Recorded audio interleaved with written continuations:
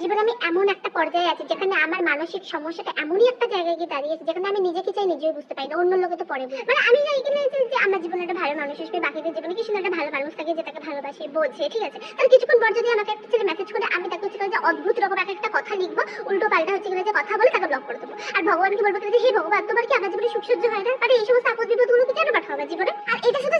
ছেলে বা মানুষের ক্ষেত্রে নয়, এটা হচ্ছে আমার সব জিনিসের ক্ষেত্রে হয়, ঠিক আছে। মানে হচ্ছে যে আমার যদি এই মুহূর্তে মনে হয় ওই জিনিসটা আমার চাই, ঠিক তার পর মুহূর্তে মনে হবে যে না আমার এই জিনিসটা চাই না, আমার ভালো লাগছে না জিনিসটা। মানে আমি নিজেও বুঝতে পারি না আমি নিজে ঠিক কি চাই। একবার ইচ্ছা করে কিনা যে পড়াশোনা ছেড়ে দিই, পড়াশোনা ভালো লাগছে না আমার আর করতে, তাহলে কিছুক্ষণ পরেই মনে হয় কিনা যে পড়াশোনা তো দু চারটে ওয়ার্ড জানি, আর বাকি যেটা কি জানি আমি, বাকিটা তো কিছু জানি না, কিছু করতে পারবো না, খাবো গিয়ে আমি, টাকাটা তো দরকার, টাকাটা তো কম্পালসারি, ওই জিনিসটা তো আমার চাই, তাহলে তখন আমি কি করবো, ওর থেকে তখন আমি পড়াশোনাই করি আবার। এই জন্য আমি নিজেকে যখন নিজেই বুঝতে পারি না তখন আমি অন্যের কাছ থেকে এক্সপেক্টও করি না, তা আমার অন্যের প্রতি এক্সপেকটেশন তো পুরোপুরি ভাবে চলেই গেছে, সেটা হচ্ছে কিনা যে আমার নিজের প্রতি এক্সপেকটেশন নেই যে আমি কিছু করতে পারবো বলে।